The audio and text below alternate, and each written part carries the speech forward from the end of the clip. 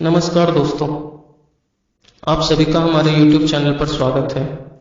दोस्तों, आज हम बात करने वाले हैं स्वामी विवेकानंद के द्वारा स्त्रियों के बारे में बताई गई कुछ महत्वपूर्ण बातें।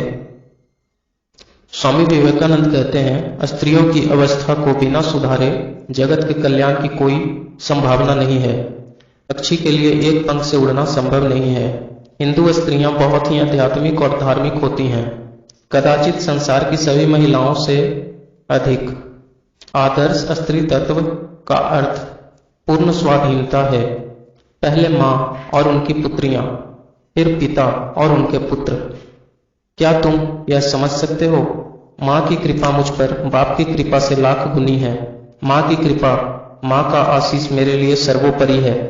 और मैं जानता हूँ कि जिस जाति ने सीता को उत्पन्न किया है, चाहे उसने उसकी कल्पना ही की हो, नारी के प्रति उसका आदर पृथ्वी पर अद्वितीय है।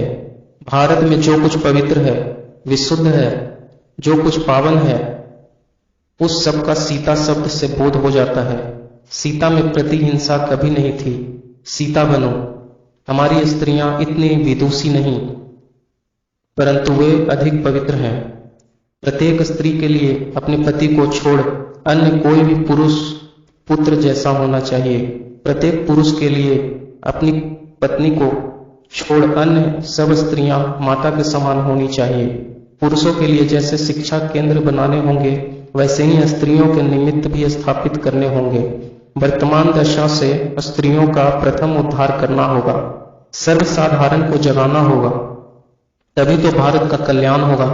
हमें नारियों को ऐसी स्थिति में पहुंचा देना चाहिए जहां वे अपनी समस्या को अपने ढंग से स्वयं सुलझा सके। उनके लिए यह काम न कोई कर सकता है और न किसी को करना ही चाहिए।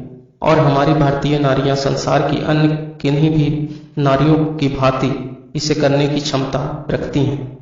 दूसरी बातों के साथ साथ उन्हें बहादुर भी बनना चाहिए। आज के जमाने में उनके लिए आत्मरक्षा करना सीखना भी बहुत जरूरी हो गया है। देखो, झांसी की रानी कैसी महान थी। स्त्री जाति के प्रश्न को हल करने के लिए आगे बढ़ने वाले तुम हो कौन? क्या तुम हर एक विधवा और हर एक स्त्री के भाग्य विधाता भगवान हो? दूर रहो, अपनी समस्याओं का समाधान वे स्वयं कर लेंगी।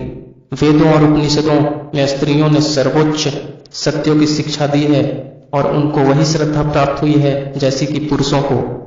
इस तरह की माँ जगदम्बा अगर अपने देश में 1000 तैयार करके मर सकूं, तो निश्चिंत होकर मर सकूंगा। तभी तुम्हारे देश के आदमी आदमी कहलाने लायक हो सकेंगे। उस महाशक्ति को भारत में पुनः जागृत करने के लिए माँ का आविर्भाव हुआ है और उन्हें केंद्र बनाकर फिर से जगत में गार्गी और मैत्रेयी जैसी नारियों का जन्म होगा। शक्ति की कृपा के बिना कुछ भी प्राप्त नहीं हो सकता। धन्यवाद।